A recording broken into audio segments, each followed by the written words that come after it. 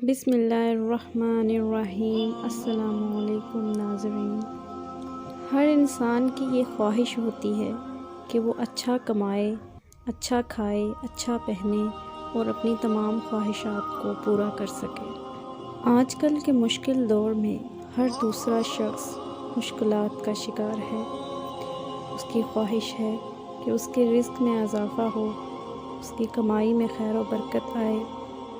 تو آج کی ویڈیو میں ہم بتائیں گے آپ کو ایسے 3 آسان عمل جو نبی کریم صلی اللہ علیہ وسلم نے ارشاد فرمائے ہیں۔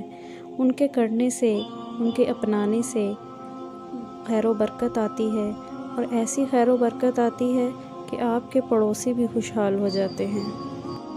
اور آپ تو اس بات سے واقف ہی ہیں کہ نبی صلی اللہ علیہ وسلم کی باتوں پر عمل کرنے والا کبھی ناکام نہیں ہوتا۔ چلیے آپ کا وقت ضائع کیے بغیر آپ کو بتاتے ہیں کہ وہ 3 آسان عمل کون سے ہیں۔